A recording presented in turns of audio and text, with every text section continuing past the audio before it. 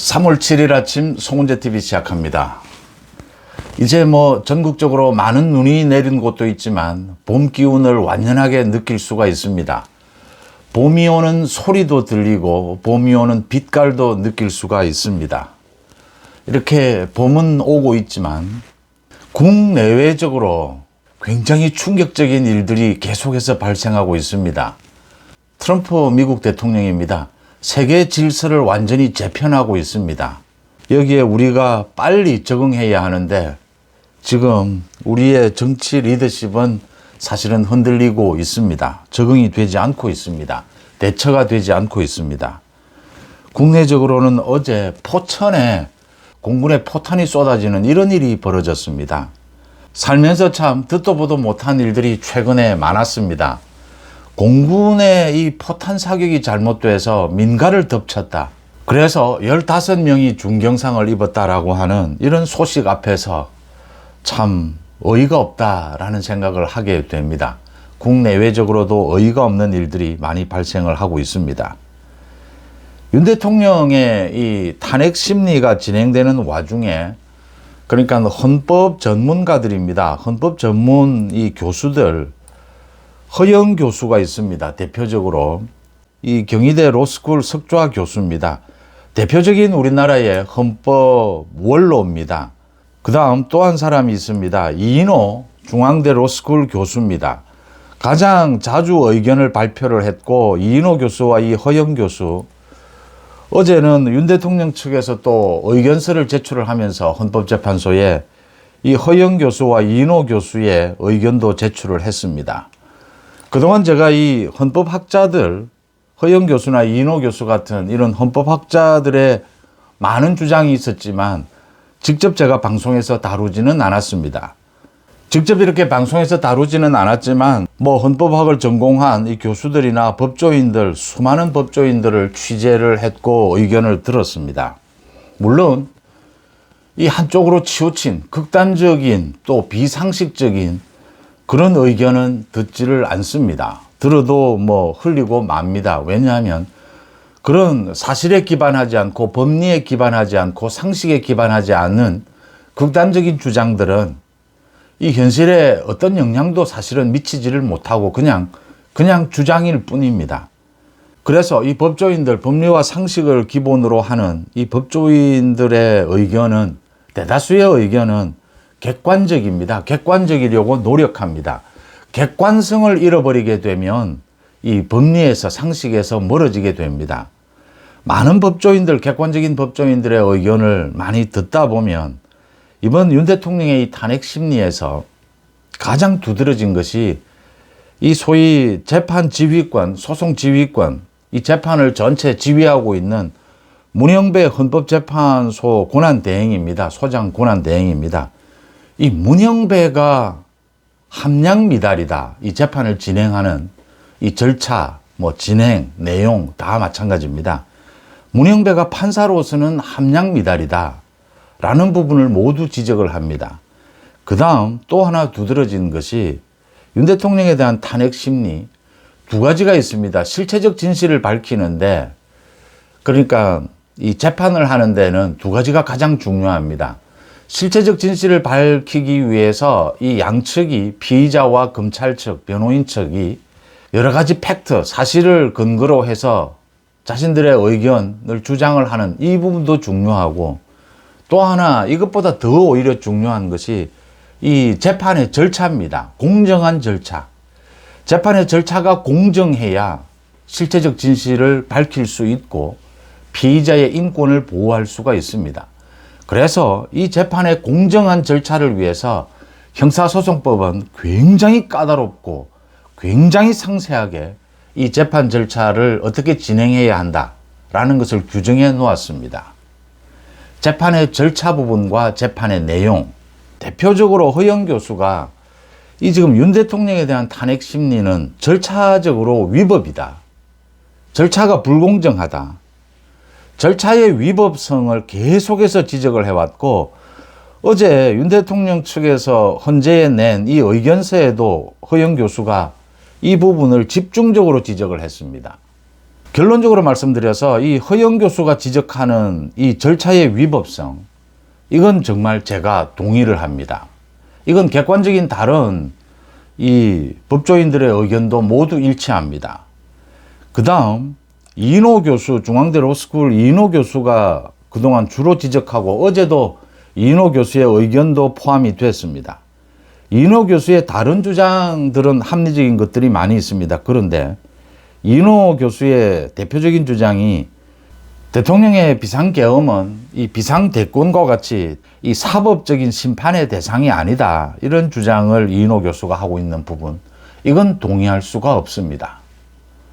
왜 그런지 하나 따져보겠습니다. 먼저 이 허영 교수가 이야기하는 윤 대통령에 대한 탄핵 심리가 이게 절차상 위법이다.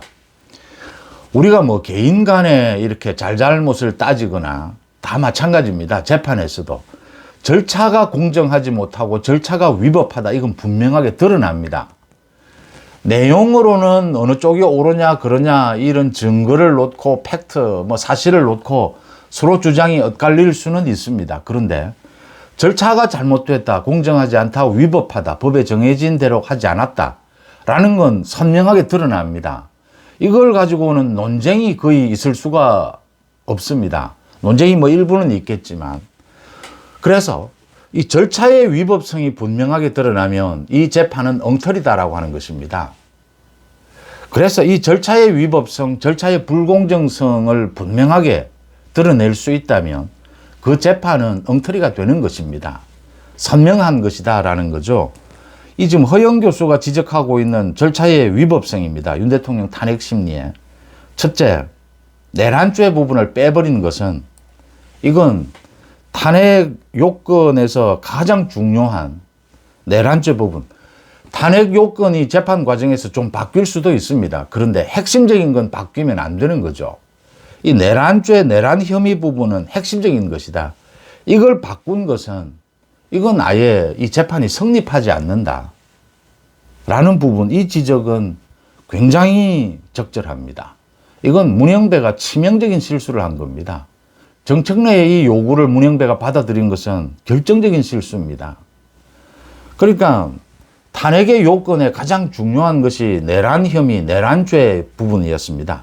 이게 두 가지가 있습니다. 형법을 위반한 부분, 헌법을 위반한 부분, 이 두 가지로 지금 헌법재판소가 심리를 할 수가 있는데, 시간이 많이 걸린다라는 이유로 형법 부분을 빼버린 겁니다. 형법의 내란죄 부분을. 헌법에 위배를 했느냐, 이 부분만 집중 따져보자. 그래서 국회에서 정청래가 이 내란죄 부분을 빼버리자라고 한 건데, 이걸 문영배가 받아들인 겁니다. 이건 절차상 위법입니다. 이건 재판이 진행될 수가 없는 것이었습니다. 국회에서 탄핵 의결을 다시 하든지 아니면 이 재판을 취소해야 되는 부분이었습니다. 명료하지 않습니까? 이 절차의 위법성 이야기를 한 겁니다. 그 다음 탄핵 심리를 진행하면서 문영배는 이 자신에게 지휘권이 있다고 하면서 윤 대통령의 직접 신문을 금지시켰습니다. 처음에 일부 허용하다가 바로 금지를 시켰습니다. 이것도 소송법에 어긋나는 것입니다. 소송법을 어긴 것입니다. 피청구인의 참여권, 이걸 보장하도록 되어 있습니다. 이걸 어긴 것입니다. 또 하나는 어제 한덕수 이 탄핵 선고를 앞두고 헌법재판소에서 또 검찰의 기록, 조사, 기록 이런 것들을, 증거들을 요청을 했는데 검찰 측에서 거부를 했습니다. 이 거부할 수 있는 게 헌법재판소법 32조입니다. 헌법재판소는 이 심리를 하면서 여러 기관으로부터 자료를 받을 수가 있는데 수사 중이거나 재판 중인 자료는 받을 수 없다라고 되어 있습니다. 그러니까 헌법재판소법 32조에서 이 단서조항에서 수사나 재판 중인 이 자료를 왜 받지 못하도록 되어 있느냐라고 하면 이게 절차 내용에 있어서 공정성, 피의자를 보호하기 위해서입니다. 헌법재판소는 헌법재판소의 원리에 따라서 이 심리를 진행하는 것이 맞다. 그런데 현실적으로 헌법재판소가 이 탄핵 심리 이런 것을 할 때 검찰 조서, 경찰 조사 내용 이런 것들이 있으면 그걸 참고하겠다라고 하면서 받으려고 합니다.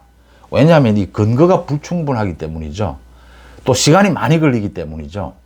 이렇게 탄핵을 빨리 진행해야 된다, 효율적으로 진행한다, 이런 이유를 내세워서 이 수사나 재판 중인 사건의 서류 송부 촉탁, 이 분명하게 금지하고 있습니다. 이거 받은 것도 절차상 위법이다. 이건 뭐 논란이 될 수가 없는 겁니다. 절차를 어긴 겁니다. 문영배가. 지금 제가 말씀드리고 있는 이 허영 교수가 지적하는 부분은 거의 논란이 되지를 않습니다. 절차를 위반한 건 그렇게 논란될 것이 없습니다. 허영 교수는 이런 부분도 지적을 했습니다. 문영배가 전체적으로 이런 식의 표현을 했습니다. 우리법 연구회에서도 가장 좌측에 있다. 이런 부적절한 언행들을 과거에 했다. 이런 언행들을 판사들은 하지 않습니다. 문영배는 굉장히 독특합니다. 문영배는 이 윤 대통령에 대한 탄핵 심리가 진행되는 과정에서도 계속해서 헌법재판소의 공보관을 통해서 자신의 의견을 헌법재판소 의견인 것처럼 매일같이 이 브리핑을 했습니다. 브리핑 내용은 국민의힘 여당 쪽 윤 대통령 측과 정치적인 공방전을 펼치는 이런 내용들이었습니다. 이런 헌법재판소장 판사는 처음 본다라고 하는 것이 대부분의 객관적인 법조인들이 동의하는 부분입니다. 이 허영 교수의 이 지적은 사실은 빼도 박도 못하는 것입니다. 이건 무슨 반박이 있고 이런 것이 아닙니다. 절차를 어겼습니다. 여기에서 반박이 있다라고 하는 것은 문영배가 이런 절차를 어겼는데 그럼에도 불구하고 탄핵 심리는 뭐 진행해야 하지 않겠느냐, 뭐 이런 식의 반박 이외에는 반박이 안 되는 겁니다. 절차를 어겼다, 위법이다 절차가, 이렇게 되면 이 재판의 공신력은 완전히 떨어지게 되는 겁니다. 일반 재판이라면 이 재판 취소해야 되는 것입니다.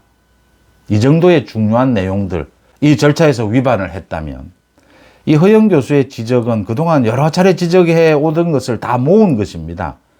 굉장히 적절하고 이 헌법재판관들이 지금 귀를 기울여서 들어봐야 될 내용이다 라는 부분이고요.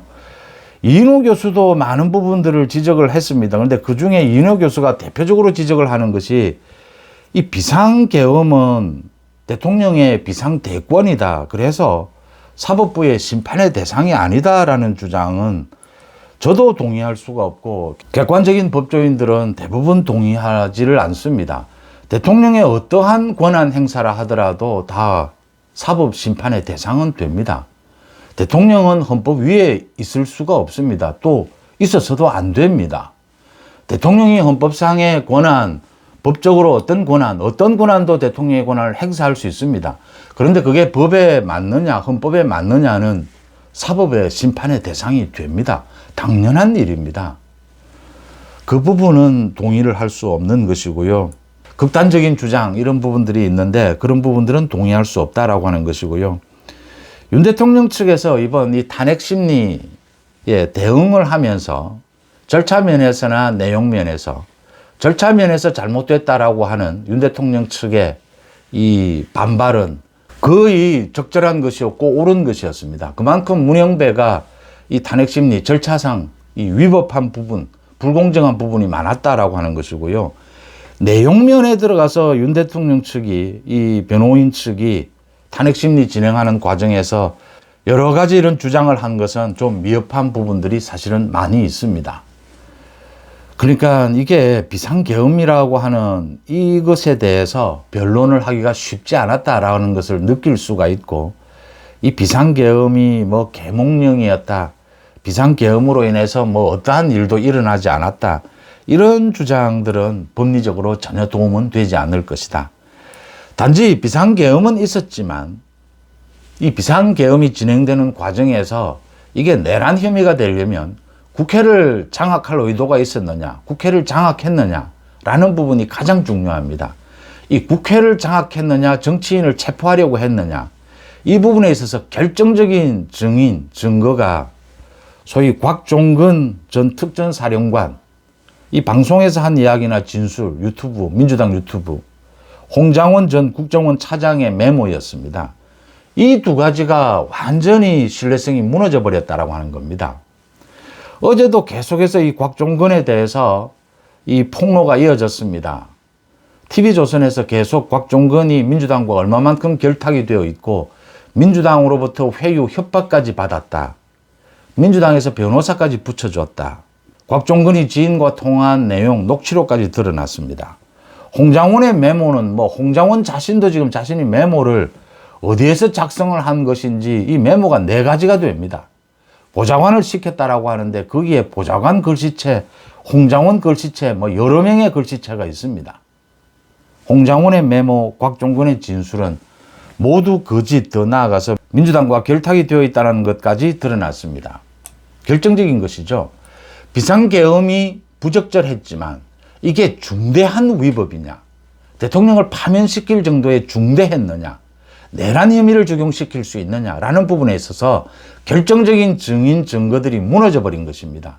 그래서 지금 나오고 있는 이야기가 이게 탄핵 심리를 다시 해야 된다.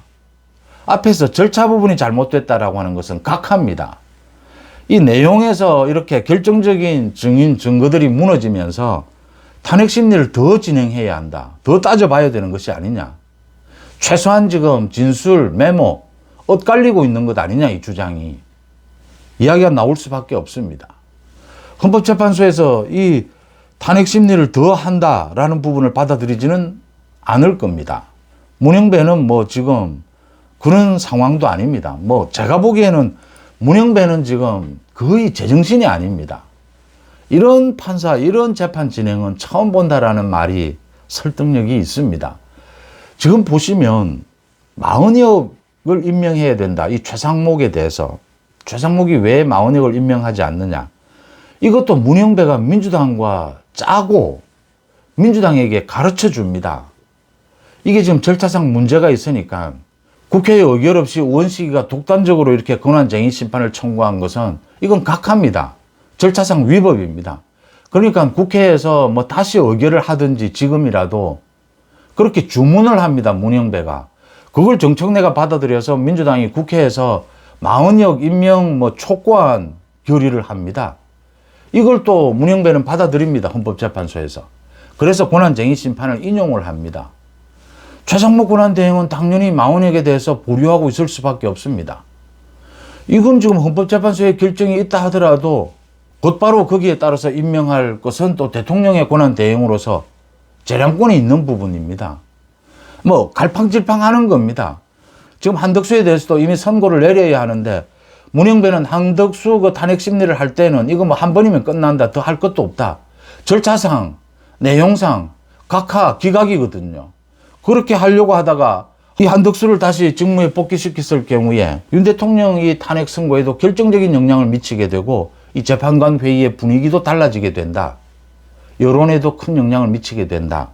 또 40억 임명은 더 늦어질 것이다. 그래서 한덕수 탄핵에 대해서는 선고를 하지도 못하고 선고를 안 한다라고도 못하고 검찰에 자료를 요청했다가 검찰로부터 거절당하는 이런 창피, 개망신을 당하고 이런 일들이 벌어지고 있습니다. 한덕수에 대해서도 선고도 못하고 지금 제가 보기에는 윤 대통령에 대해서 이 재판관 회의를 매일 열고 있는데 이것도 모두 충돌하고 있을 겁니다. 이 절차 문제에 있어서 내용에 있어서 이 적어도 정영식 주심을 비롯해서 3명의 합리적인 이 재판관들은 절대 동의할 수가 없는 부분이거든요. 이러니까 문영배는 이러지도 못하고 저러지도 못하고 자기가 자초한 것이죠. 이 함량 미달의 판사가 이렇게 난동을 부리다가 이 민주당과 국회와 결탁이 돼서 난동을 부리다가 이 지금은 이러지도 저러지도 못하는 문영배가 이런 상황에 와 있다라고 하는 점입니다. 윤 대통령에 대한 탄핵 심리는 절차가 불공정했다. 절차의 위법성, 이 지적하는 허영 교수의 이 지적은 적확합니다. 이건 논란의 대상이 될 수가 없습니다. 그래서 헌법재판관들이 이 부분을 보고 이 절차가 이렇게 중대한 절차의 위법이 있다면 이건 탄핵 심리, 탄핵 선고를 기각할 수밖에 없는 겁니다. 각하할 수밖에 없는 겁니다. 각하를 주장해야 합니다. 문영배가 어떤 난동을 부리더라도 이건 이대로 가면 헌법재판소 없어집니다. 승복하지 않습니다. 전 국민들이. 내용 면에서는 논란이 될 부분들은 있습니다. 논란은 가능합니다. 근데 절차의 위법성은 피해갈 수 없습니다. 내용 면에서도 결정적으로 이게 대통령을 파면시킬 정도의 중대한 위법이 있었느냐? 그 결정적인 증거들, 증인들이 모두 흔들리고 있습니다. 최소한 흔들리고 있습니다. 더 나아가면 민주당으로부터 이 회유, 협박을 받았다라고 하는 사실은 모두 이제 인정이 되는 부분들입니다. 여러분들은 어떻게 보십니까? 송은재TV 마칩니다. 고맙습니다.